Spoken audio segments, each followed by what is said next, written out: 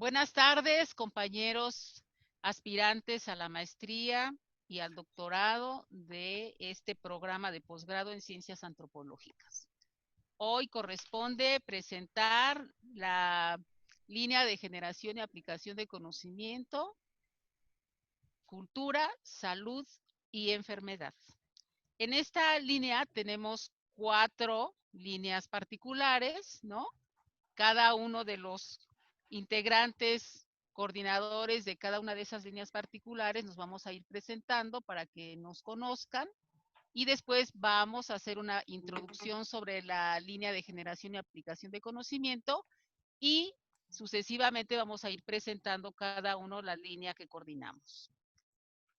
Yo soy Anabela Barragán Solís, soy antropóloga física de licenciatura.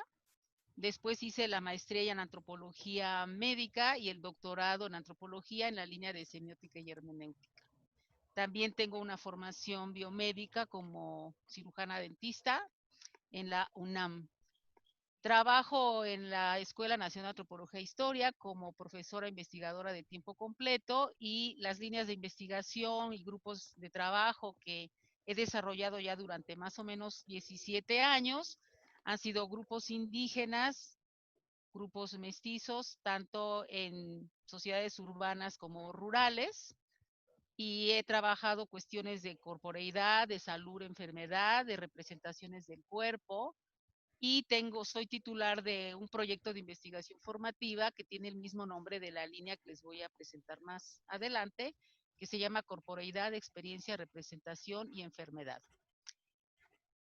Mis publicaciones tienen ese mismo perfil y últimamente he estado trabajando cuerpo y arte, entre otros temas que tienen que ver con la epistemología de la licenciatura en antropología física.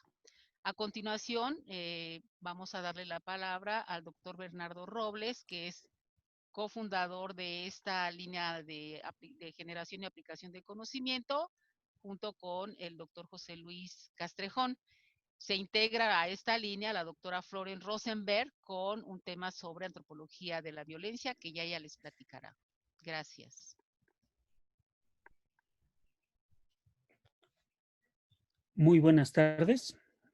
Aquí cortamos, ¿no? No, seguimos. Ok. No, pues está bien. Muy bien. Muy buenas tardes.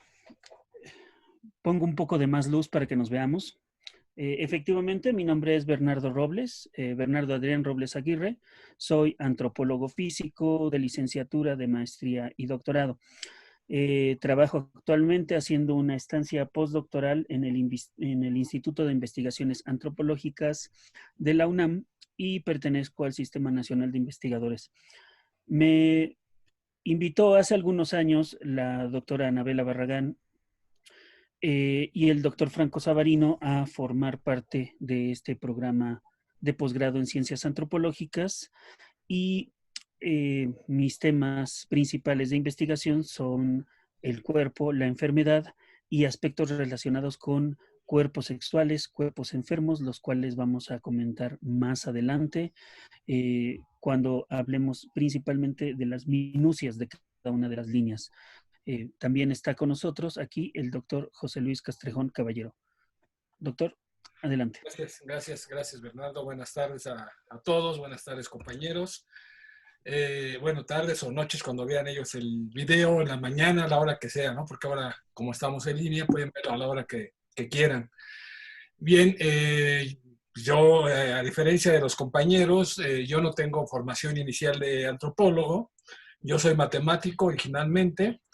Después hice una especialización en estadística aplicada. Después hice una maestría en estadística. Pero bueno, desde que era estudiante de la licenciatura en matemáticas, he estado trabajando en la Escuela Nacional de Antropología, primero en el área de planeación académica, luego ya en el área académica, ya de la licenciatura en antropología física, al terminar mis estudios de licenciatura.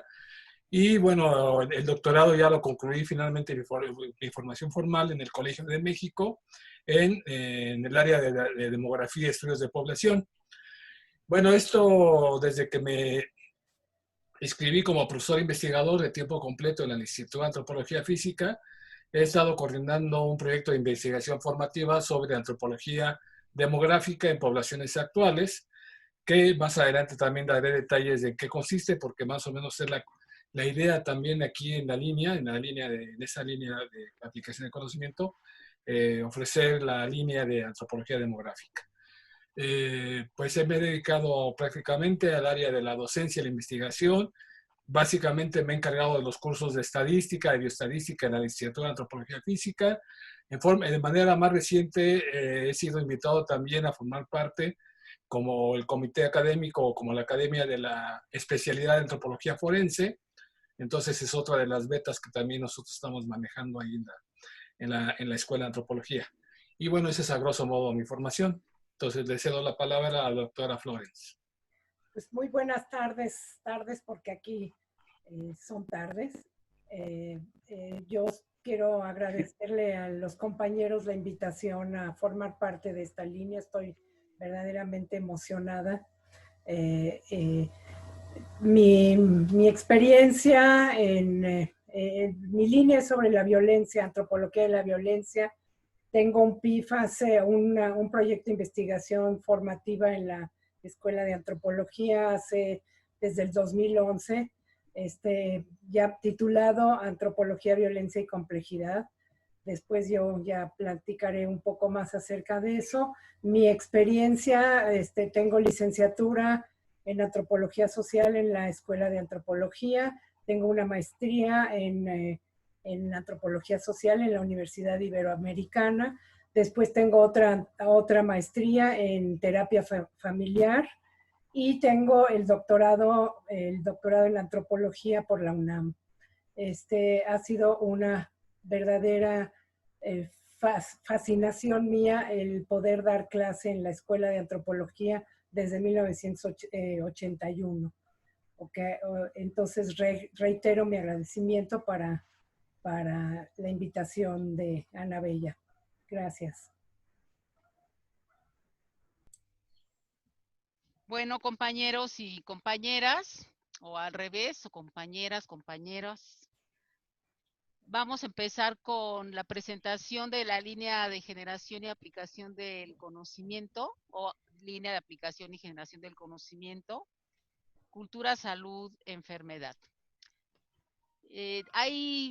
Necesitamos empezar señalando que este programa de posgrado en ciencias antropológicas enfatiza la interdisciplinariedad. Es decir, como señalábamos seguramente en otra presentación que ustedes ya vieron, ¿no? Es importante enriquecer la antropología con las disciplinas a las que ustedes pertenecen anteriormente o sus propias disciplinas con la antropología. Entonces, lo que nosotros intentamos es una colaboración entre los 6 campos de la antropología, la lingüística, la antropología física, la etnología, la etnohistoria, la arqueología, la historia, ¿no? Para, de alguna manera, nosotros vincular a los PIPs, que son los proyectos de investigación formativa, con las licenciaturas. Es decir, hay una relación importante entre las licenciaturas y este programa de posgrado en ciencias antropológicas. El eje, como ya habíamos señalado en otra presentación, es precisamente las líneas de generación y aplicación del conocimiento. Esta línea de generación y aplicación del conocimiento, como les señalé hace un momento, están formadas, ¿sí? El posgrado está formado por 3 grandes líneas de generación y aplicación del conocimiento, que son las que van a ir ustedes observando en el transcurso del propedéutico. Cultura, salud, enfermedad, sociedad, cultura y sistemas simbólicos, historia, identidad y memoria. Y cada una de ellas tiene líneas de investigación particulares. Esta línea cultura, salud, enfermedad es una línea de investigación donde hay además 4 líneas particulares que señalé hace un momento. La corporeidad, experiencia, representación y enfermedad, que yo coordino. Luego cuerpos sexuales, cuerpos enfermos, que coordina el doctor Bernardo Robles, antropología demográfica, que está como titular el doctor José Luis Castrejón, y la doctora Florence Rosenberg con antropología de la violencia. Uno de los elementos nodales en este en esta línea de aplicación y generación de conocimiento y en esta línea particular de cultura, salud, enfermedad, es explorar las prácticas y representaciones, además de la subjetividad de los sujetos que se encuentran en ciertas problemáticas de salud, ¿no? Y que tienen que ver no solamente con el soma, el cuerpo, sino también con la psiquis, ¿no? Vamos a explorar prácticas terapéuticas, prácticas de comportamiento sexual, pero también ciclos vitales que tienen que ver con la ontogénesis. Vamos a tratar de encontrar elementos que corresponden a enfermedades culturalmente delimitadas, aunque todas las enfermedades son culturalmente delimitadas, nosotros les vamos a llamar así, aquellas que no son reconocidas por la biomedicina, como puede ser la brujería, el susto, el empacho, el mal de ojo, la pérdida del alma, etcétera. Son grupos nosológicos, ¿sí? Síndromes, grupos de enfermedades, de padecimientos que se encuentran principalmente en las culturas de originarias o llamadas culturas indígenas. También vamos a acentuar las técnicas corporales, donde ahí se encuentran las modificaciones del cuerpo, entre otros detalles, ¿no? Un eje que compartimos los compañeros que dirigimos las diferentes líneas en esta LGAC es precisamente el cuerpo como un cuerpo fenomenológico, fenoménico, un cuerpo experiencial, vivido, protagonista del mundo. Ese cuerpo va a ser un elemento a través del cual se van a girar diferentes propuestas teóricas y metodológicas, así como problemáticas de investigación particulares. Es decir, vamos a tratar de investigar la identidad, la significación de la realidad vivida, las prácticas terapéuticas, la encarnación de las normas sociales, ¿no? De los valores sociales, tomando en cuenta, sí, que la nación tiene un componente pluricultural muy importante y que nosotros, por ser parte del Instituto Nacional de Antropología e Historia, estamos obligados también a dar cuenta del patrimonio, cuidar el patrimonio, acrecentar el patrimonio, y ese patrimonio tiene que ver también con las creencias, las prácticas, los valores sociales de las sociedades, ¿no? El vínculo interdisciplinario es muy importante para poder dar cuenta de estos fenómenos. Entonces, nosotros vamos a vincular la cultura y el comportamiento con las prácticas corporales en la vida cotidiana o en la vida extracotidiana, ¿no? Por lo tanto, vamos a tener bagajes conceptuales, los vamos a tomar, digamos, prestados o los vamos a incorporar a nuestros capitales académicos, ¿no? Como la antropología del cuerpo, la antropología médica, la antropología física, los estudios de género, la antropología de la violencia, la etnohistoria, la etnología, el comportamiento sexual, la demografía, la antropología demográfica, la etnopsiquiatría. Todos estos elementos son los que se van a ir viendo en las diferentes líneas con mayor o menor profundidad. Entonces, los conceptos y métodos tienen como objetivo materializarse en los trabajos etnográficos. Recordemos que en este posgrado hay un acento muy importante en las prácticas de campo y en la construcción de datos empíricos. Entonces, estos temas que son complejos van a requerir abordajes de diferentes disciplinas donde vamos a encontrar un desarrollo social y una diversidad de comportamientos que a veces ni siquiera nos imaginamos. Y esos comportamientos y esa diversidad se materializan precisamente en el cuerpo de las personas. Esos cuerpos forzosamente los vamos a tener que vislumbrar, ¿sí? A partir de el género. El género va a iluminar cada una de estas líneas que conforman la línea de generación y aplicación de conocimiento. El género, ¿sí? Como una construcción cultural de la diferencia sexual, ¿no? Y como una visión científica y analítica, ¿sí? Que permite comprender el papel de las mujeres y el lugar de las mujeres en la sociedad. Eso tiene que estar iluminando permanentemente nuestros problemas de investigación. Entonces, describir y analizar las prácticas y representaciones del cuerpo, de la salud, de la vida vivida, son temas que forzosamente vamos a abordar los integrantes de esta línea de generación y aplicación del conocimiento, ¿no? porque los estudiantes tendrán que aprender toda una serie de conceptos y de métodos que les permitan dar cuenta precisamente de la corporeidad de cada uno de los sujetos, ¿sí? De sus diferentes problemáticas de investigación para finalmente poder resolver problemáticas sociales emergentes. Pues esa es la presentación en torno a dar una pequeña pantalla de lo que es la LGAC, cultura, salud, enfermedad. Gracias. Volvemos, compañeras y compañeros, ahora con la línea de investigación, corporeidad, experiencia, representación y enfermedad. Esta línea, que es parte de la línea de generación y aplicación del conocimiento, cultura, salud, enfermedad. El eje de esta línea que yo coordino, ¿sí? Es el cuerpo experiencial significado, es decir, un cuerpo que se vive en la vida cotidiana, ¿sí?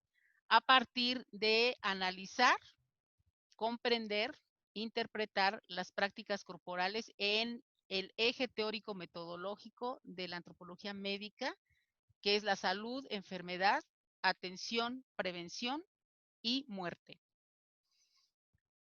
Empezaremos por anotar, ¿sí? Que desde el surgimiento de la antropología en 1859 en la Sociedad de Antropólogos en París, o Antropológica de París, en una facultad de medicina, ¿sí? En una sociedad médica, el hombre, los seres humanos, los Homo sapiens, ¿sí? Fueron pensados como huéspedes de la Tierra, es decir, desde una perspectiva física.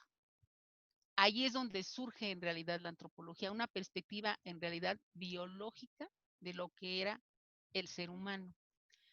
Sin embargo, y a pesar de que la evolución fue uno de los primeros acercamientos hacia la corporeidad, en el sentido del devenir del cuerpo, por qué el cuerpo era diverso, variable, diferente en las distintas sociedades. Se empiezan a desarrollar estudios, ¿sí? Centrados en la variabilidad biológica. Entonces estudian a las personas físicas para poder encontrar la diferenciación entre unos y otros, y dentro de esta diversidad y variabilidad física se encuentran los huesos. O sea, los huesos que todo el sistema óseo, todos los tejidos óseos del cuerpo humano han sido motivo de estudios exhaustivos muy importantes. Sin embargo, de esos huesos que se medían, siguió toda una tradición por medir no solamente los esqueletos, sino medir los cuerpos. Entonces se elaboran una serie de instrumentos teóricos y metodológicos para poder dar cuenta de la métrica del cuerpo, es decir, de los métodos cuantitativos que hacen posible clasificar los cuerpos. Entonces se utilizan diversos instrumentos como estos que son el antropómetro, el glicómetro, cintas métricas, etcétera, compases y demás, ¿no? Se miden los cuerpos. Sin embargo, esa métrica de los cuerpos, ¿sí? Que finalmente es una condición biológica, se empieza a pensar desde una perspectiva sociobiológica donde los individuos tienen un contexto histórico y empiezan a aparecer no solamente los estudios que hablan de las cosmovisiones que se materializan en los cuerpos, como las deformaciones craneanas, por ejemplo, que no solamente son elementos biológicos medibles, sino que tienen detrás toda una significación, una valoración de los diferentes cuerpos de las personas inmersas en diferentes estratos sociales, ¿no? Eso aparece, ¿sí? Como un campo de investigación en la antropología. Pero también empiezan a surgir las diferencias corporales, ¿sí? Y se empieza a dar cuenta o se desarrolla, ¿sí? Todos los, digamos, problemáticas sobre la migración y la población. y empiezan a aparecer diversos grupos sociales, como ha sucedido en México, que hasta hace muy pocos años se empieza a hablar de la población afrodescendiente. De tenerla invisibilizada, se empieza a dar cuenta de esas poblaciones, dadas sus características no solo biológicas, sino culturales. Entonces, el cuerpo es simbólico, pero también es un cuerpo soma, es un sustrato. El soma es un sustrato biológico de la cultura. Y la cultura se incorpora en el sentido de que se materializa, se encarna en los cuerpos de los hombres y las mujeres. Vamos a partir en esta línea del concepto de varios conceptos de cultura, pero lo trataré de resumir en el concepto de cultura desde la antropología postmoderna de Geertz, ¿no? Donde la cultura es un esquema históricamente transmitido de significados, pero ese esquema transmitido de significados no es inamovible a pesar de la definición, sino que se va enriqueciendo, los propios grupos sociales van enriqueciendo ese esquema de valores, de normas, de creencias, de prácticas, para que se desarrollen las sociedades. Es decir, tenemos un bagaje cultural que nos hace vivir de una manera determinada. Y esa forma determinada de vivir está atravesada, como señalaba hace unos momentos, está determinada, condicionada por el cuerpo generizado. Es decir, podríamos hablar de un sexo-género. El fenómeno de la enfermedad va a ser un eje importante en esta línea de investigación, que repito, tiene como título Corporeidad, Experiencia, Representación y Enfermedad. Este fenómeno de la enfermedad constituye no solamente una problemática de salud, nosotros vamos a estudiarlo más allá de que sea una problemática de salud, por supuesto que también como una problemática de salud, sino también como un referente sociohistórico de el ser en el mundo de las personas. ¿Cómo estamos en el mundo? Vamos a reflejarlo a partir de los estudios sobre nuestras condiciones de salud, enfermedad, atención, prevención y la forma de morir. Entonces, el fenómeno de la enfermedad es un eje para orientar y darle sentido a las problemáticas, múltiples problemáticas que podemos abordar en esta línea de investigación. La antropología médica ha tenido un desarrollo histórico muy importante. Desde las primeras etnografías se hablaba de las cuestiones de salud en las poblaciones, pero no se especificaba, no se desarrollaba las problemáticas sociales de la salud y la enfermedad. Los primeros cronistas hablan de la forma de utilizar las plantas medicinales, por ejemplo, los cronistas en la época colonial, Sahagún podría considerarse uno de los primeros etnólogos mexicanos, ¿no? Y se hablaba de las enfermedades, pero no era un campo exprofeso de la investigación. En este caso, se construye la investigación antropológica ya a principios del siglo XX y en los años 70 hay un desarrollo muy importante de la antropología médica, donde el eje es precisamente estudiar los problemas de salud, enfermedad, atención. Entonces, ¿qué es lo que se estudia en ese campo, a través de ese campo? Se estudia la etnomedicina. Es decir, no solamente se estudia las medicinas consideradas folk o las medicinas de los grupos originarios, de los grupos indígenas, sino las medicinas todas aquellas medicinas que atienden, curan el cuerpo. La biomedicina o medicina científica, la medicina que se estudia en las universidades, también es una etnomedicina porque corresponde a un eje conceptual, corresponde a una cosmovisión del mundo, así como podría ser la acupuntura o la homeopatía. Todas las medicinas se pueden estudiar desde la antropología médica, desde las propuestas teórico-metodológicas de la antropología médica. También se pueden estudiar los terapeutas, cómo se convierte un chamán en chamán o cómo se convierte un cardiólogo en cardiólogo, por qué, para qué, cómo se forma, cuáles son sus saberes. Ese también es otro campo. También se estudian, se elaboran estudios monográficos de una enfermedad particular. Por ejemplo, el doctor Robles ha estudiado de manera particular la experiencia de vida de personas que son VIH positivos, ¿no? O podemos estudiar el dolor crónico, o podemos estudiar la locura, o podemos estudiar el empacho, o podemos estudiar la brujería o la diabetes, etcétera, ¿no? Y los síndromes de filiación cultural también son campos de investigación monográficas, como señalé, ¿no? La epidemiología sociocultural es otro campo de la antropología médica donde vamos a elaborar diagnósticos de una población en el sentido de qué se enferman, de qué se mueren, pero no solamente a partir de las estadísticas oficiales biomédicas, sino sobre lo que la gente dice, sobre lo que los otros curadores dicen, entendiendo que los curadores para nosotros van a ser tanto los médicos biomédicos universitarios como una partera, un huesero, un sobador, etcétera. Un chamán, un brujo, son también especialistas, curadores, en este caso serían curadores tradicionales o curadores que están, digamos, reconocidos socialmente por su comunidad. Los estudios en las instituciones médicas, hay muchísimos estudios en antropología médica, en los hospitales, en las clínicas, en los centros de salud, en hospitales de homeopatía, en hospitales de atención alternativa.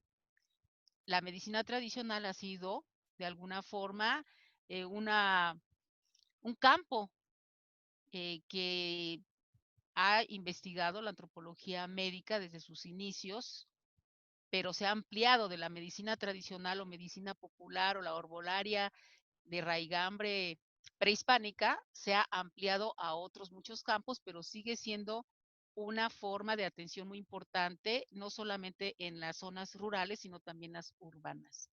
Y otro campo importante que podremos estudiar y que tiene una injerencia fundamental en el proceso de salud, enfermedad, atención, es la industria farmacéutica. Y lo estamos viendo ahora con esta pandemia, donde la industria farmacéutica tiene un papel fundamental, inimaginado en otro momento histórico. Para poder estudiar la enfermedad tenemos que entender lo que son las representaciones sociales, que son los saberes de la vida cotidiana, los saberes que comparte un grupo social, y entonces nosotros podríamos preguntarnos qué es lo que la gente realmente piensa del virus, del coronavirus, cómo se lo imagina. ¿Tiene forma, no tiene forma? ¿De qué color es? ¿De qué tamaño? ¿De dónde surgió? Todas esas ideas son importantes para poder resolver problemáticas de salud. El pluralismo médico no es otra cosa que la convergencia de diferentes sistemas médicos para la atención de una determinada enfermedad. Por ejemplo, el COVID seguramente está siendo atendido no solamente por estrategias propuestas por la biomedicina, sino por múltiples estrategias que tienen que ver con otras medicinas. ¿Qué dirá la acupuntura ante el COVID? ¿Qué dirá la medicina tradicional, la brujería? ¿Qué dirán los conocimientos de las madres de familia, que son finalmente el primer nivel de atención? ¿Qué dirán ellos ante esta epidemia, ante esta pandemia? Todas las medicinas, todas las prácticas médicas son un eje de investigación en esta línea. ¿Qué de ese eje de investigación? La experiencia vivida con respecto a esos campos. ¿Cómo se vive el VIH? ¿Cómo se vive el cáncer? ¿Cómo se vive la diabetes? ¿Cuáles son las estrategias de atención ante esas problemáticas? ¿Cuáles son las estrategias de atención ante el dolor crónico? ¿Cuáles son las estrategias de atención ante las enfermedades diarreicas de los niños? ¿Cuáles son las estrategias de atención ante las enfermedades mentales? ¿Qué hace la familia? ¿Cómo intervienen las redes sociales? Esa es la experiencia, en el sentido de reconstruir el significado de la vivencia de los sujetos de carne y hueso, de los sujetos de la vida real. Entonces, la antropología médica y digamos, esta complejización de la antropología médica con los estudios del cuerpo tiene que ver también con la experiencia de los sujetos en el campo laboral. Esto se trae a colación porque en la antropología física hay todo un campo, ¿sí?, que estudia antropología laboral. ¿Cuáles son las repercusiones de las actividades cotidianas en el trabajo, en el cuerpo, en la salud de las personas, en la emocionalidad de las personas, en el devenir de la vida de las personas, en la relación con los demás? Entonces, la antropología del trabajo también nutre a esta línea de investigación. Un área que no podemos olvidar es la antropología de las religiones, porque las creencias religiosas, las filiaciones religiosas, las prácticas religiosas tienen que ver con la atención del cuerpo, pero también con los usos sociales del cuerpo, ¿sí? Y las personas que padecen, sobre todo enfermedades crónicas o enfermedades incurables, tienen estrategias religiosas, de las prácticas religiosas fundamentales para tener una mejor vida, para soportar la experiencia del sufrimiento. Sin las creencias religiosas, muchas personas no podrían sobrevivir a el sufrimiento que causan muchas enfermedades que ahora aquejan a las poblaciones, ¿no? Entonces, el cuerpo vivido, el cuerpo experiencial, ¿sí? Es en donde se materializa la vida. Rojas Soriano decía, dime en qué trabajas y te diré de qué te enfermas. Dime cómo vives, en qué eh, contexto sociohistórico te desarrollas y te diré de qué te enfermas, ¿no? Por ejemplo, en el caso de las mujeres que cocinan con leña, pues a nosotros nos parecen deliciosas las tortillas y es que bonito, muy tradicional, etcétera. Sin embargo, ¿sí? Están expuestas a múltiples riesgos que vulneran su salud, ¿no? Entonces, todos esos elementos nosotros los visibilizamos a través del eje del cuerpo, de la experiencia, porque finalmente en el cuerpo es donde se materializa la vida. Hay conceptos asociados que no vamos a dejar de ver y los vamos a ver con profundidad, como serían las técnicas corporales, que son todas esas formas de estar en el mundo que en un principio se desarrollaron a partir de un registro etnográfico, ¿no? Como una especie de bitácora etnográfica de cómo son los cuerpos, cómo se maquillan, cómo se tatúan, cómo se modifican, cómo se vive la danza, cómo se viven los rituales en las culturas, entre comillas, folk, para después dar cuenta de las prácticas corporales, que son sistemas mucho más complejos, ¿no? Que tienen que ver con la situación social de cada uno de los sujetos en la vida, las maneras en que los sujetos se constituyen como cuerpos encarnados, corporizados, y cómo esos cuerpos se ponen en acto. El concepto performance o performance es un concepto que nos va a permitir registrar etnográficamente la forma de vivir el cuerpo, tanto en la enfermedad como en la vida cotidiana, de prácticas corporales que no necesariamente tienen que ver con la enfermedad, sino que tienen que ver con los hábitos higiénicos, por ejemplo, con la prevención, con el ejercicio, con la vida en general. Entonces, las modificaciones corporales son un ejemplo de prácticas corporales. ¿Por qué se modifica el cuerpo? Traigo ahora otro ejemplo del doctor Robles. El doctor Robles hizo una investigación sobre los tatuajes de la Santa Muerte en el cuerpo de un grupo de personas que eh, son, digamos, devotas de la Santa Muerte. Pero ¿eso qué significa? ¿Qué significa tatuarse? ¿Qué significa firmar tu cuerpo? ¿Sí? Algunos investigadores señalan que el tatuaje es como firmar tu propio cuerpo. ¿Eso qué significa? Porque tú, al tatuarte, te adueñas de tu cuerpo. ¿Qué te tatúas? ¿Por qué te tatúas? ¿Dónde te tatúas? ¿Para qué? ¿Qué significa? Hay algunos tatuajes que tienen que ver con el duelo, que tienen que ver con el cierre, con cerrar eh, episodios dolorosos de las personas, o porque son episodios que han causado un gran sufrimiento en las personas, y el tatuarse ese motivo les ayuda a resolver esa problemática, ¿no? Problemáticas que también podemos nosotros encontrar, ¿sí? A partir de lo que señalaba yo de la epidemiología sociocultural, donde forzosamente vamos a aprender a revisar archivos, y ahí está la relación importante con la antropología demográfica, donde se pueden echar mano de diferentes acervos de municipales, por ejemplo, nacionales, bases de datos, para construir una epidemiología que no solamente dialoga con las prácticas y creencias de las comunidades, sino esas comunidades cómo han estado representadas en los archivos. Muchas veces los archivos están abandonados, nadie los ve, nadie los usa, y ahí hay una mina de oro para poder comprender la historia de las comunidades. Las comunidades aprecian muchísimo sus archivos. La etnografía incluye hacer una revisión de los archivos y problematizar algunos de sus elementos. Entre los elementos que se pueden problematizar, pues están las causas de muerte, donde vamos a encontrar, desgraciadamente en este momento histórico, pues la muerte violenta, de la que nos va a hablar después la doctora Rosenberg, que es un vínculo importante con la epidemiología sociocultural. Y la muerte no solamente que hemos estado acostumbrados como antropólogos en antaño, ¿no?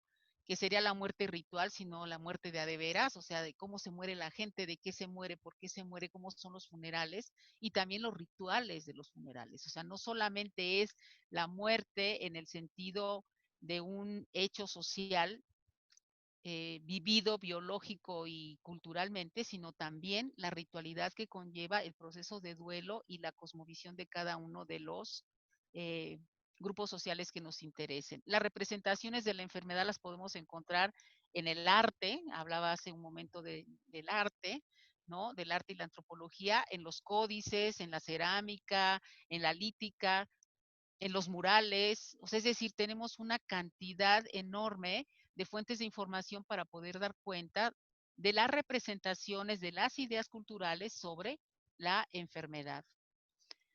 La discapacidad es otro campo que desgraciadamente cada vez ocupa un lugar más relevante en los estudios antropológicos, dado el proceso de envejecimiento de las poblaciones, del cual seguramente nos hablará un poco el doctor José Luis Castrejón.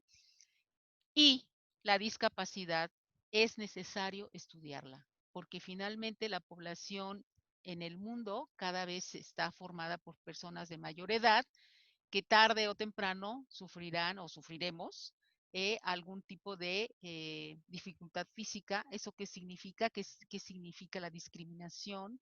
¿Qué significa la marginación de las poblaciones envejecidas? ¿Cómo se atienden institucionalmente? ¿Cuáles son las estrategias de las poblaciones ante ese hecho?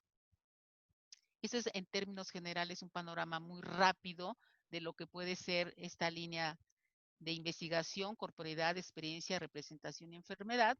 Y dejé al final la fotografía que tomamos en febrero de este 2020, antes de que viniera el confinamiento, que estuvimos en trabajo de campo en el Valle de Mezquital, donde se recupera la voz de los sabios de las comunidades, de los sabios de la salud, en este caso, las parteras. La partería sigue siendo una práctica muy importante en el proceso de embarazo, parto y puerperio.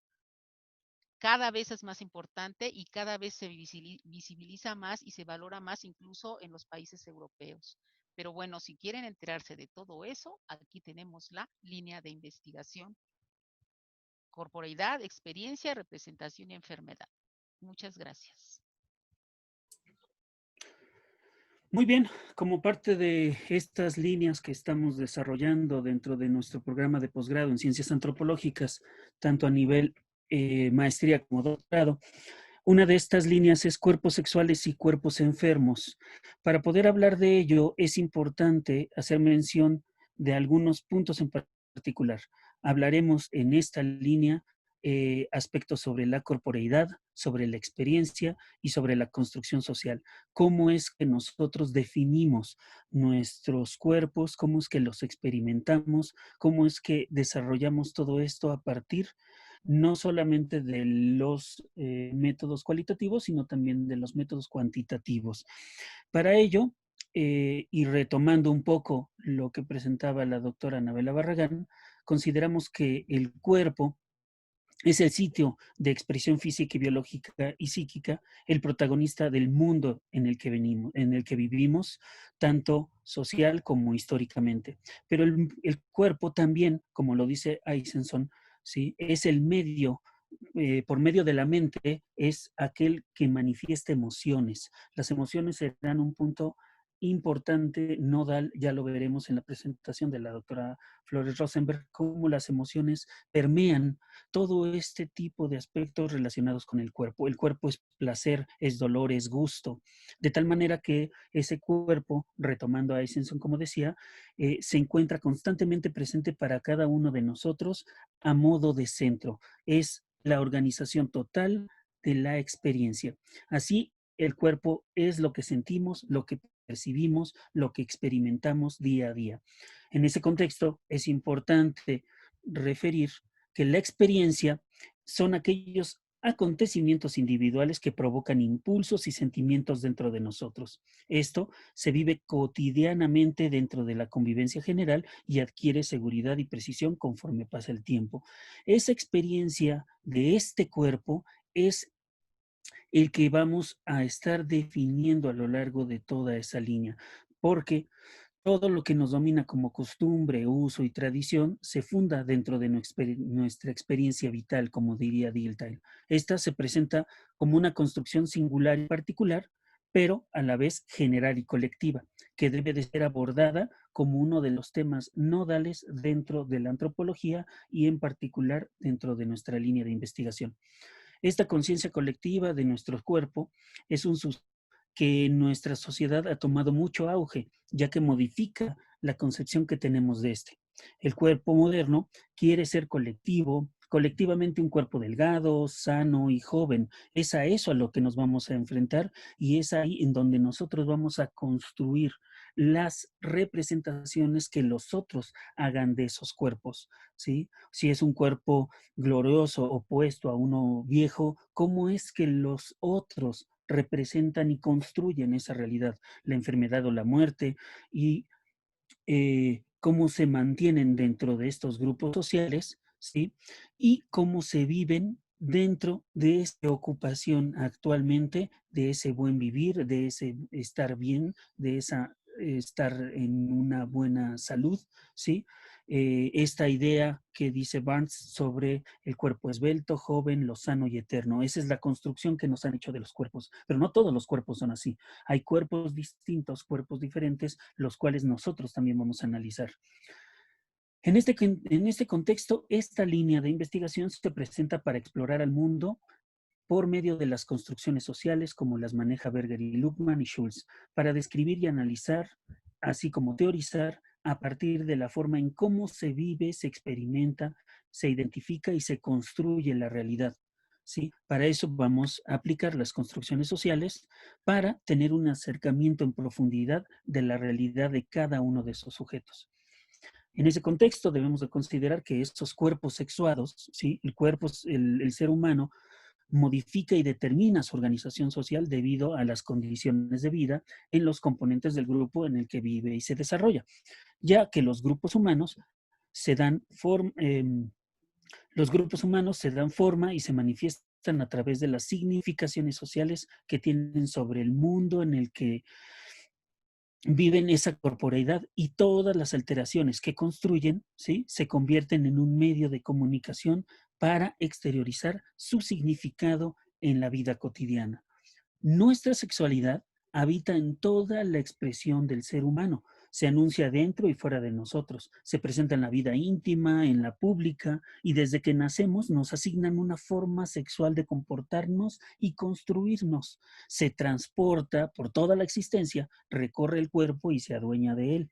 Se incrusta en las prácticas sexuales entre la familia, con los amigos, y aunque en algunos casos se desea pasar desapercibido, siempre ese cuerpo sexual se presenta ruidosamente constante en nosotros. Y es ahí en donde nosotros vamos a ver qué tipos de sexualidades son las que nos vamos a encontrar. Para este tipo de investigaciones vamos a utilizar la metodología cualitativa dentro de estas para poder nosotros interpretar, construir y asignar contextos y realidades de los sujetos que se encuentran en un grupo social, cultural, histórico y familiar determinado. Entonces vamos a seleccionar a grupos para poder identificar nuestros fenómenos de estudio y así también para poder filtrar todas nuestras ideas y concepciones acerca de nuestros conceptos sobre sexualidad y los vamos a tener que redefinir a partir de los estudios de la antropología. Por lo tanto, en esta línea de investigación, lo que tratamos es describir y analizar las construcciones sociales y representaciones del cuerpo, de la salud y de la enfermedad, de la experiencia y de la vida cotidiana y de la vida vivida, que son los temas principales de esta línea de investigación. Muchas gracias. Bueno, buenas tardes. Me toca a mí ahora presentar la línea de antropología demográfica, para lo cual voy a compartir mi pantalla, una pequeña presentación que he realizado para esta sesión. Bien, en esta línea, bueno, porque primero quiero decir algo que se me olvidó en la primera presentación, es que además de haber estudiado la parte de matemática formal, estadística, etcétera, también tuve la oportunidad de estudiar una maestría en antropología física en la ENA, y lo que me permitió acercarme ya más a hacer el trabajo de campo, etcétera, ¿no? Y fue aunque fue al principio complicado porque venir de una línea muy matematizada a una línea antropológica es un salto pues tremendo en el pensamiento, en la forma de abordar las problemáticas, pues creo que lo tratamos de hacer lo mejor posible. Y eso, ese acercamiento a la antropología, a partir de la antropología física, me ha permitido pues llevar y conducir a varios de mis estudiantes sobre esta línea, ¿no? Entonces, voy a empezar a decir, como su nombre lo dice, antropología demográfica viene de dos disciplinas, por un lado la antropología y por otro lado la demografía. Hoy ya van a estar hablando mucho sobre la antropología y yo particularmente me voy a referir ahora a la demografía también. Entonces, la demografía básicamente maneja tres fenómenos, que son la fecundidad, la mortalidad y la migración. O sea, todo eso, a eso se reduce toda la demografía. Ya relacionado con la fecundidad, hay muchísimos fenómenos. Relacionado con la mortalidad, ya vimos también, ya empezaron a surgir algunos que en la presentación de los compañeros que me antecedieron, y aspectos de la migración también, incluso hay también aspectos de ritualidades en torno a la migración, etcétera, pero desde el punto de vista demográfico son esos fenómenos. Por muchos años la demografía simplemente buscó estimar cuantitativamente esos fenómenos. Se hicieron demasiadas técnicas demográficas, se siguen haciendo porque en algunos lados todavía es muy difícil cuantificar. Lo vemos ahora, toda la controversia que existe con los datos del COVID, que tienen que ver con la mortalidad específica para una causa, que se refiere también, va relacionado con el área de la biomedicina, que en particular la epidemiología. Cuesta mucho trabajo cuantificar, a pesar de todas las técnicas y todo lo que tenemos, ¿no? Hay mucha controversia, incluso política, ¿no? De igual, todos los demás fenómenos, los otros dos fenómenos, son muy difíciles de cuantificar. Tiene su mérito también esa parte. Bueno, pero nosotros lo que queremos en esta línea es mostrar la relación que existe y cómo abordar ese tipo de fenómenos relacionados con la fecundidad, la mortalidad y la migración, con las herramientas antropológicas, porque si bien es cierto que la demografía perseguía esos números, no había explicaciones de por qué cambiaban o por qué bajaban, por qué subían o por qué, etcétera, ¿no? Entonces, otras disciplinas como la sociología también, la economía y la antropología han proporcionado o han intentado proporcionar explicaciones a los comportamientos, porque finalmente pues, los que están ahí inmiscuidos no son numeritos, ¿no? Son personas de carne y hueso que están detrás de esos datos demográficos. Entonces, la antropología sabemos que estudia una parte de la antropología física, la evolución, la variabilidad biológica, el entorno social y cultural. Entonces, ese tipo de cuestiones pues dan lugar a intercursarse entre esas dos disciplinas, dan lugar a esta disciplina que se conoce como antropología demográfica, que surge de la necesidad de explicar esos aspectos de la dinámica de la población, ¿no? Particularmente, pues dicen que es un entronque entre la antropología física y la demografía, pero también hay otra disciplina que le llaman demografía antropológica, donde también los antropólogos sociales han hecho grandes aportes al estudio de los fenómenos demográficos, ¿no? En esa línea de investigación queremos hacer algo que se llama antropología demográfica, y eso es porque nosotros yo del área de la antropología, que me he acercado de la antropología física, pero realmente creo que estamos abiertos a contemplarlo desde el punto de vista social también. Bien, entonces el objetivo general de la línea de antropología demográfica es describir y analizar el comportamiento de los patrones demográficos tradicionales, como ya lo mencioné, los tres, en poblaciones actuales, así como analizar y explicar aspectos sociales, económicos, culturales relacionados con ellos mediante los enfoques de la antropología demográfica. Y hago énfasis en poblaciones actuales, porque también hay una parte de la antropología demográfica que estudia poblaciones antiguas, ¿no? Por vía hay toda una serie de técnicas de la demografía histórica, por ejemplo, para analizar todo el comportamiento, ya lo mencionaba la doctora Anabela en su presentación, a través de las fuentes históricas. Ella mencionó los archivos históricos, los archivos de registro civil, pero se puede reconstruir incluso mucho más allá con los registros parroquiales, ¿no?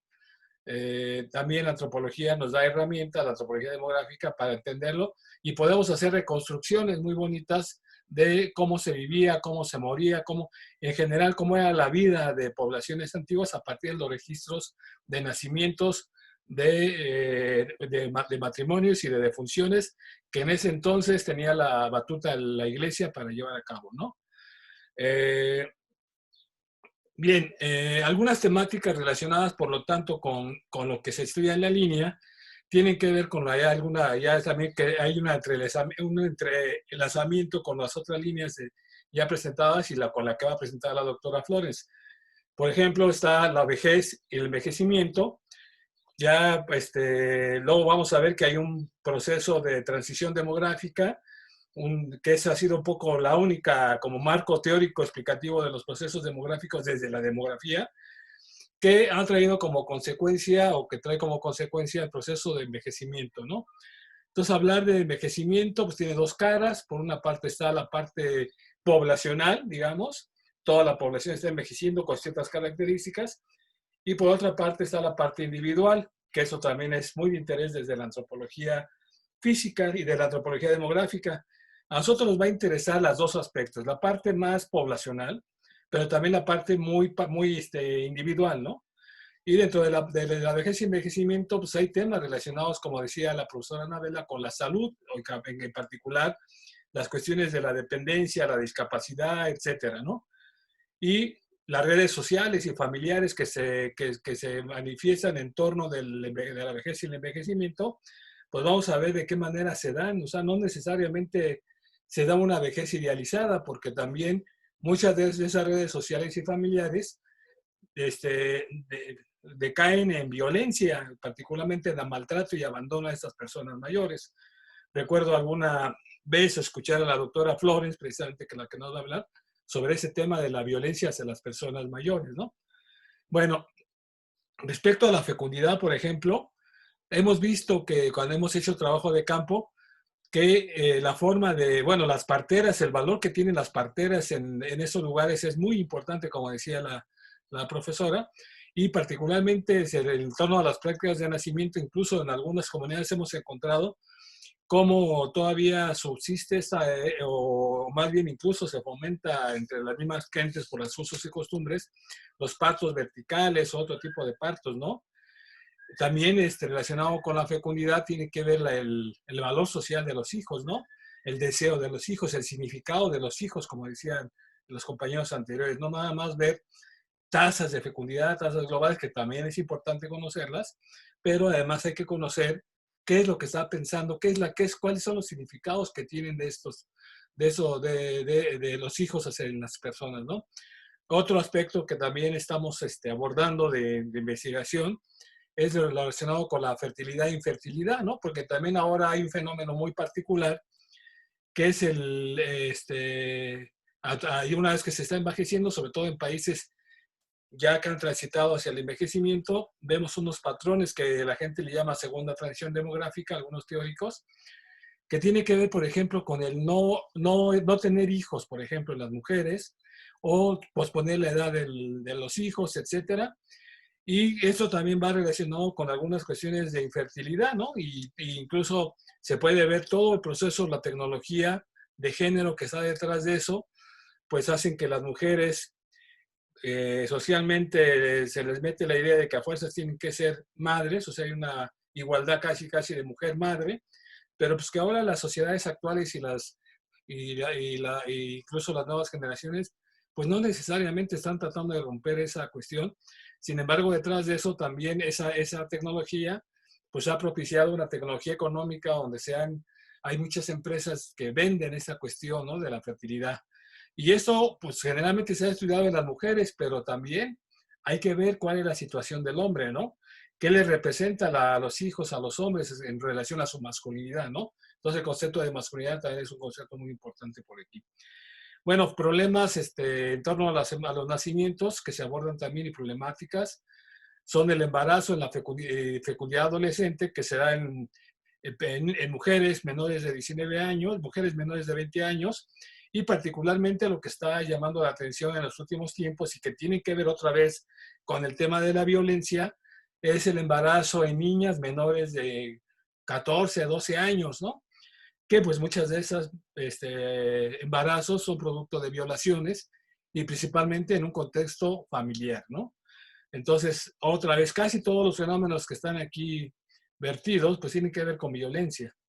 Y bueno, ya hablando de violencia en particular, más bien con la tema se puede ver más en el tema de mortalidad, que vemos el patrón general de mortalidad, pero sí también hay que ver las causas de la mortalidad, porque como lo estamos viendo, pues de repente llega una epidemia, como una pandemia como la que estamos viendo, y cómo está impactando no solamente en la mortalidad, sino en las condiciones de vida actuales, etcétera, ¿no?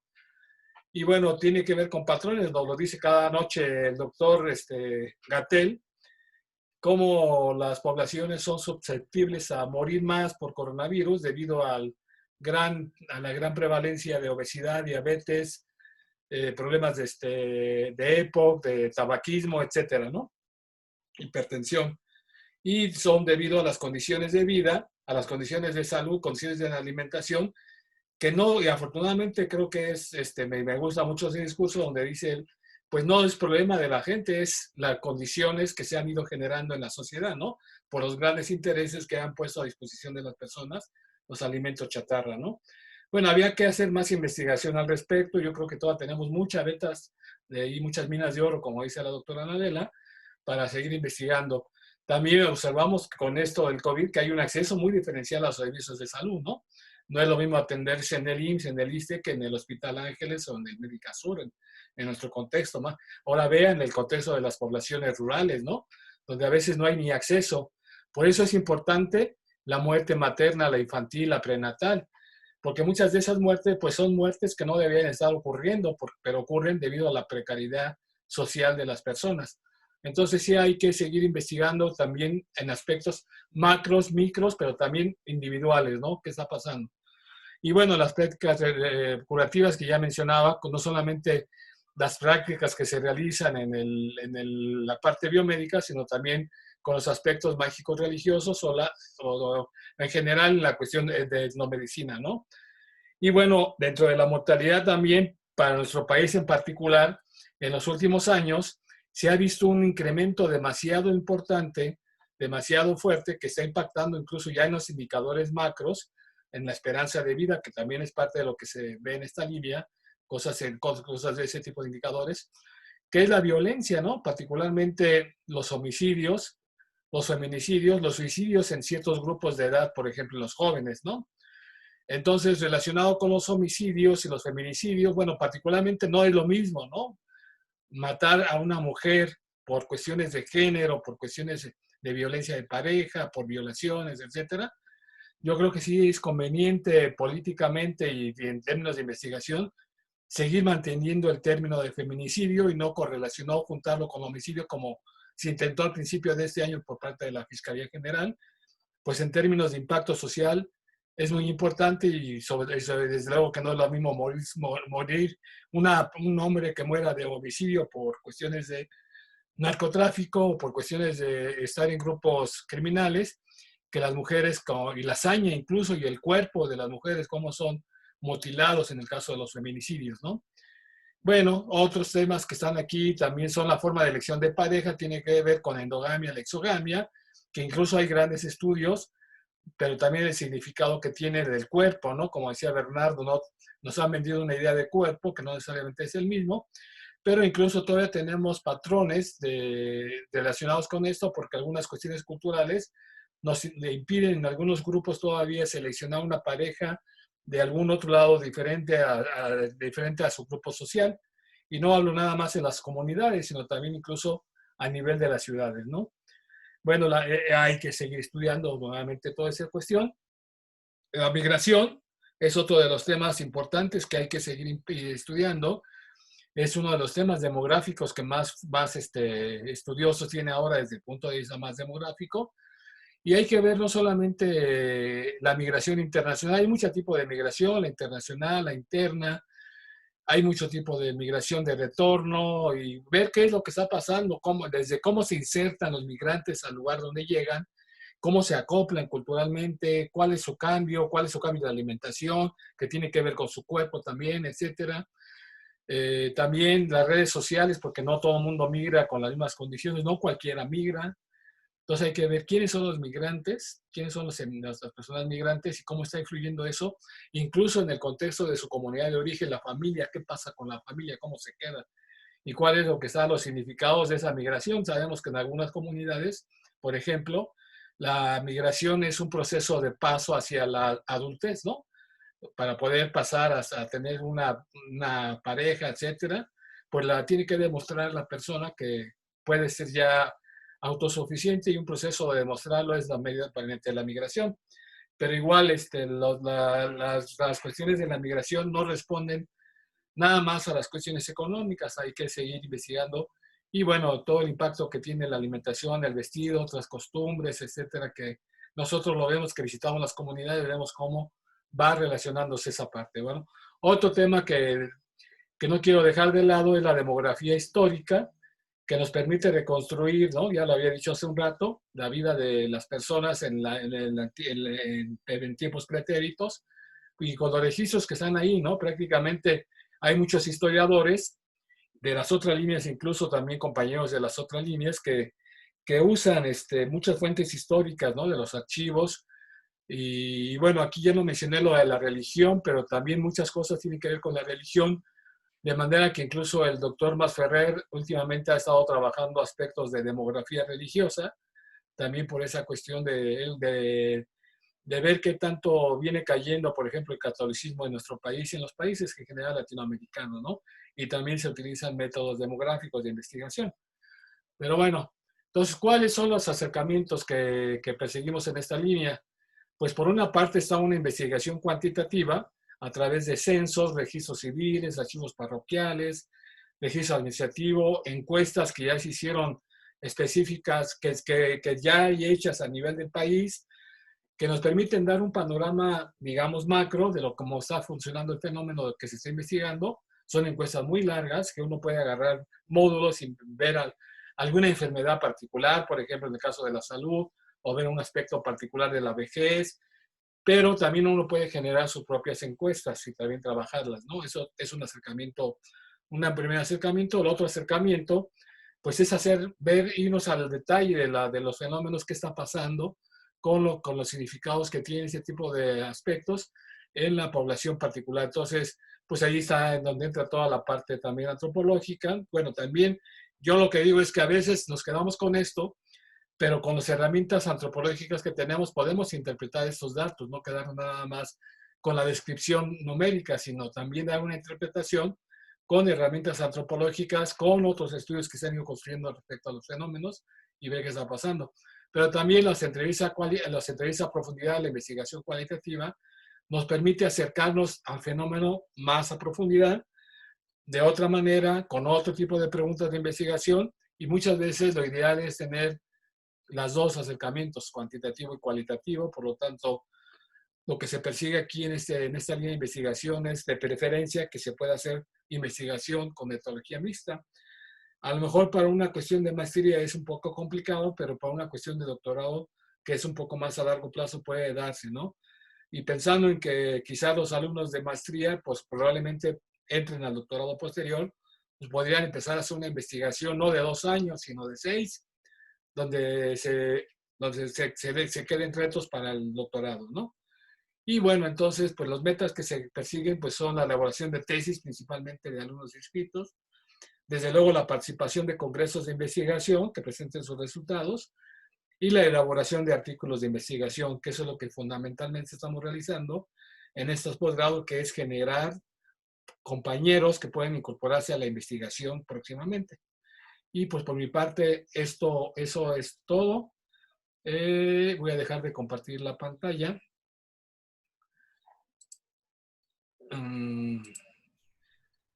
Voy a dejar de compartir la pantalla y voy a poner... Muy buenas tardes. A mí me toca presentar la línea de antropología de la violencia. A mí también se me pasó decir que soy miembro del Sistema Nacional de Investigadores y que tengo experiencia en antropología urbana. He trabajado redes sociales y grupos vulnerables, la migración y la migración forzada y salud mental, género, sexo, sexualidad, antropología del cuerpo, las emociones y los sentidos de los que voy a hablar ahora, antropología de las edades, estado y poder, racismo y xenofobia y globalización. Y ahora, después de 15 años, cumplimos este año, soy miembro del Seminario de Antropología y Evolución con el doctor José Luis Vera, y ha sido una delicia participar en esto. Bueno, ahora voy a hablar de la antropología de la violencia.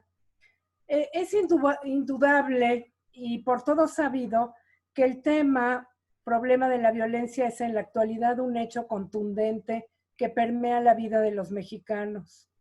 Desde sus inicios, la antropología ha enfrentado a diferentes sociedades donde a menudo ciertos patrones de conducta le han llamado la atención. Uno de ellos es la forma de organización y las maneras como éstas establecen sus formas de poder, manipulan y evitan las diversas manifestaciones de la violencia. En otras palabras, a partir del Neolítico será que la mayoría de las sociedades hasta nuestros días encontramos que ha sido la historia del manejo, promoción, reproducción y a la vez evitación de la violencia.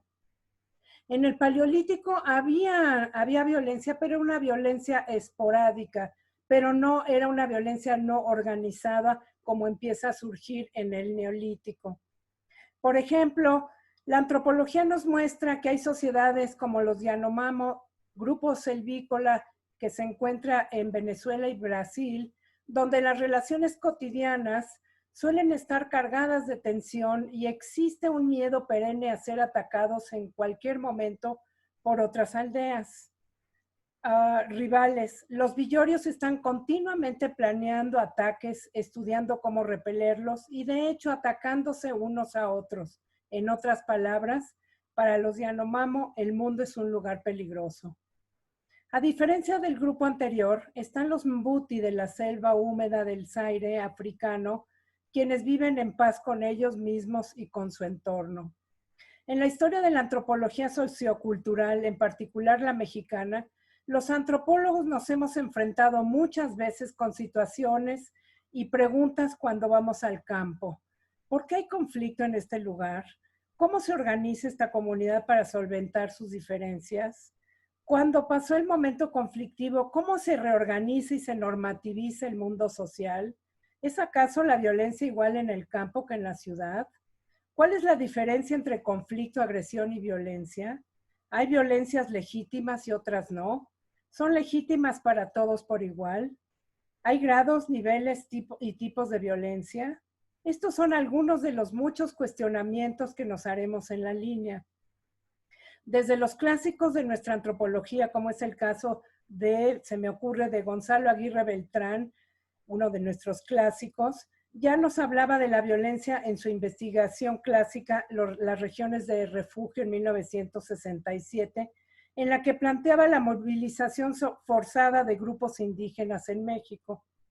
Muchos otros colegas en sus etnografías han estado planteando constantemente problemas en el campo mexicano: violencia económica y miseria, violencia por la lucha por la tierra o su defensa, violencia y división de muchos grupos por la introducción, como decía el compañero, de nuevas religiones, como que en espacios tradicionalmente católicos, violencia política por divisiones partidarias o de facciones, narcotráfico, violencia organizada, tortura, violencia simbólica transmitida a través de los medios masivos de comunicación, los múltiples ecocidios acaecidos en nuestro territorio y los asesinatos de los luchadores sociales, y finalmente la violencia intrafamiliar, el alcoholismo, las adicciones, el maltrato a la mujer, a los ancianos, a los discapacitados y a los niños. La violencia está intrínsecamente ligada al poder, control, a la fuerza. El acto de la violencia es siempre un acto de destrucción, daño, coartación de la libertad. Todos los días nos levantamos y el tema de la violencia aparece inmediatamente en los diarios, las pantallas de televisión, la radio, las redes sociales. Cuando nos transportamos, a menudo surge alguien con algún ademán o expresión violenta. Asimismo, todos sabemos que la corrupción y la impunidad permean en los rincones de la geografía del país. A los hombres y mujeres nos aterra la posibilidad de ser asaltados en alguna calle mientras nos dirigimos a algún lugar. El tema de la seguridad e inseguridad y el miedo están presentes en muchas de las conversaciones. Las imágenes de las policías y el ejército deambulando por ciudades y municipios en el país. Y como hemos visto estos últimos días, la gente saliendo terriblemente rabiosa y furiosa a manifestarse por las calles de las ciudades en este país. Son muestras hay un incremento en el desempleo que nos indican problemas que sabemos que tienen viejas raíces, lo que ha propiciado las narcoejecuciones, los secuestros, las extorsiones, la trata de personas, los feminicidios, las migraciones forzadas, las fosas encontradas hasta hoy y las desapariciones, entre otros. Estos son claros ejemplos de violencia sistémica que a su vez, se encarna en las relaciones intrafamiliares y en la desconfianza, herramienta que usa el poder para aterrorizar a la población. Por todo lo anterior, considero que la teoría antropológica puede aportar mucho para dilucidar y desenmarañar la trama tan compleja como lo es en la actualidad la violencia, con el claro objetivo de poder explicar e incidir el mundo que nos rodea. Y de verdad que es una línea muy rica porque se nutre de todas las anteriores, si nos damos cuenta. Por lo anterior, teorizar acerca de la violencia es complejo. Es complejo por su condición, conformación, facetas, génesis y acciones diversas en las que se presenta. Es pues necesario desentrañarla, desenredarla, comprenderla y explicarla. Así, la perspectiva teórica es planteada en esta línea como una mirada compleja, más bien desde una antropología compleja que se acerca más a su entramado también complejo para poder así incidir e intentar desactivar ese mal que se ha recrudecido en México a partir de los años del 2000. La violencia que denominamos compleja, sistémica, es el escenario del teatro mundo en que se localiza esta violencia invisible, oculta, mistificada, que pervierte invitando a soñar casi siempre sueños inalcanzables y deseos imposibles, mundos, sujetos y sociedades, promoviendo el consumo desenfrenado cuando la mayoría de los mexicanos no tienen la posibilidad de alcanzar ni las más mínimas necesidades humanas. Es sistémica porque irrumpe en todos los rincones de lo social, desde el campo hasta la ciudad, desde lo global a lo local, desde lo más íntimo a lo más público. Los objetivos de la línea, ¿sí? Los objetivos de la línea son proporcionar a los alumnos herramientas teórico-metodológicas para poder comprender, explicar desde la perspectiva antropológica las situaciones de violencia como las que estamos viviendo en la actualidad en México. Lograr un panorama transdisciplinar y complejo acerca del tema de la violencia, es decir, que por medio de datos etnográficos, los alumnos puedan mirar, comprender y analizar la problemática planteada en sus proyectos particulares desde diferentes ópticas y propuestas teóricas en el contexto económico, sociocultural y político. Otro objetivo es hacer que los alumnos reflexionen y adquieran las miradas sumamente importantes para la elaboración de sus investigaciones, que sería este marco, ¿no? Que sería la antropología de la violencia junto con todas estas antropologías para ver si de esta manera podemos desentrañar y aquí podríamos agregar la antropología también demográfica, ¿no? ¿Sí? Promover la participación activa de los alumnos con discusiones, preguntas y comentarios acerca de las diferentes formas de violencia existentes en el mundo y en México en la actualidad. Dado que existen muchos tipos de variedades de violencia, según sea el tema, problema a ser investigado, se buscará incidir con la población investigada, es decir, que se buscará, cuando sea posible, que las tesis sean propositivas, si es viable, y se pueda incidir directamente en esa población por medio de talleres o en la conformación de grupos de apoyo.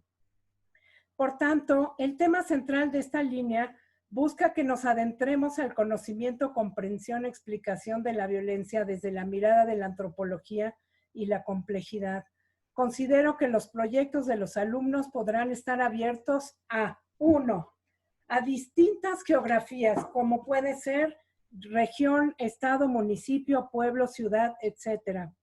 2, instituciones y poderes fácticos, como podrían ser sindicatos, escuelas, iglesia, familia, prisiones, psiquiátricos, medios masivos de comunicación, la banca, internet, prisiones, policías, militares, etc. 3, temas. Estos son entre todos. Algunos de los posibles, ¿sí? Racismo, sexismo, homofobia, transfobia, violencia intrafamiliar, trata de personas, migración forzada, pornografía en internet, adicciones, feminicidio, etnocidio, genocidio, migración forzada, desapariciones, trata, discapacidad, salud y salud mental, movimientos sociales, suicidio, y sigue la lista. Y 4, sexo, género y edad, que sería infancia, vejez, entre otras, adscripción y preferencia sexogenérico a la diversidad y los llamados crímenes de odio, entre otros. La metodología que proponemos es, 1, será preferentemente, si están dadas las condiciones, la observación participante, método por excelencia de nuestra disciplina. 2, historizar, y digo si es posible, porque a veces he tenido la experiencia en todos estos años de que mis alumnos quieren estudiar el narcotráfico, ¿no? Y entonces entonces yo les digo, a ver, espérense. A ver, vamos a ver qué es lo que quieren, cómo está, porque no se trata de ponerlos en riesgo jamás. 2, historizar el tema problema elegido. 3, entrevistas, historias de vida, cuestionarios, búsqueda bibliográfica y hemerográfica, estadísticas, talleres y grupos focales cuando el tema problema lo requiera. Y 4, se buscará interconectar el tema escogido por el alumno con las disciplinas que se juzguen necesarias para la mejor consecución de la tesis final. Hasta aquí es mi presentación de la línea.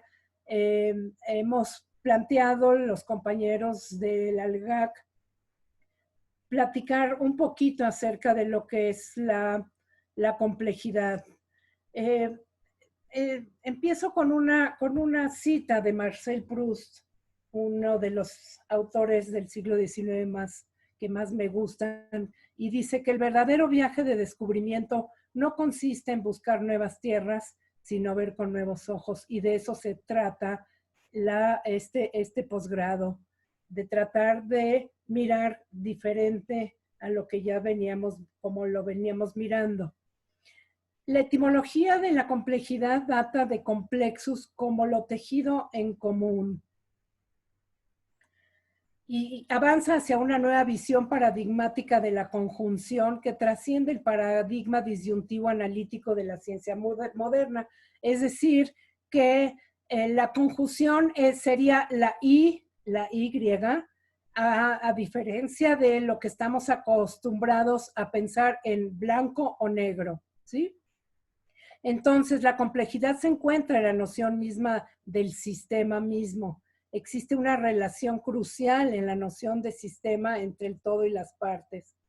Blaise Pascal, del mismo siglo que Descartes, decía, todas las cosas están religadas dentro de ellas, lo que hace que las más lejanas estén religadas a las otras de un modo inmediato, donde unas tienen efectos sobre las otras y tengo por imposible, decía, concebir las partes si yo no conozco el todo, tengo por imposible conocer el todo si yo no conozco las partes. Y esta es la perspectiva de nuestra línea, de nuestro grupo. Pensar en que las disciplinas solas ya no están explicándonos los procesos humanos que son de por sí muy complejos. Bueno, yo quisiera más pensar que lo humano se encuentra en la naturaleza y que para pensar en esta naturaleza tenemos que comprender que desintegrándose el mundo se organiza y que organizándose se desintegra. Estamos acostumbrados a pensar en orden todo el tiempo y la verdad es que la naturaleza nos ha demostrado, valga lo que estamos viviendo hoy en la pandemia, que nuestro orden no es tan ordenado ni que podemos conquistar el mundo como habíamos pensado y que todo el tiempo hay un bucle, como se ve en esta gráfica, en la que todo el tiempo estamos interaccionando, organizándonos, desorganizándonos, y esto es parte del pensamiento complejo. El pensamiento complejo también piensa en tríadas más que en diadas. Diadas es lo que planteó Descartes en el siglo XVI. Pensamos y ese es el pensamiento complejo, el de blanco o negro. Pero, ¿qué tal poder empezar a pensar en tríadas o en tetras, en cuatro, ¿sí? O más. Este es el fundamento teórico de un gran pensador que se llama Edgar Morin, que nos regaló el pensamiento complejo y que hizo una obra monumental que son 6 tomos que se llama El Método, ¿sí? Él plantea fundamentalmente que no podemos entender ningún fenómeno social ni ningún otro fenómeno si no conectamos al individuo con la sociedad y con la especie. Y esto es una perspectiva que a mí me ha regalado una mirada nueva que la tengo y me la quedé hace 20 años más o menos, que es individuo, sujeto, sociedad, cultura y especie, Homo sapiens, por supuesto. Y quien desconecte esto está fragmentando su propio con. Otro ejemplo de otra triada es cerebro, mente y cultura. Estamos siempre, ahí está la triada original, ¿no? Que sería el cerebro como especie, mente y cultura, ¿no? Que sería el sujeto y la sociedad. ¿Ok? Y estos son algunos de los ejemplos. Tenemos que pensar que el azar y las incertidumbres y las indeterminaciones son parte de nuestra perspectiva grupal. Es decir, no podemos seguir pensando, y más con el azar que estamos viviendo hoy, en la estaticidad, ¿sí? Las indeterminaciones son realidades que no podemos ir quitando de lado, quitando en nuestras perspectivas. Hay una distinción entre multi, inter y transdisciplina. El pensamiento complejo es transdisciplinario. Es un fenómeno, proceso, problema o tema que es estudiado por uno o más investigadores desde un ángulo de aproximación que permite simultáneamente los diversos aspectos y niveles de realidad que los caracterizan, biológicos, psicológicos, y es la propuesta de nuestra, el GAC, ¿no? Es precisamente, es una propuesta inter y transdisciplinaria. Esta sería una propuesta disciplinaria y esta sería transdisciplinaria, ¿no? Es decir, el mundo real, que es así. Aquí está, por ejemplo, cómo se nutre la antropología, como hemos visto, cómo se ha nutrido de todas estas maravillas, etcétera, etcétera, que vamos a estar viendo en nuestro...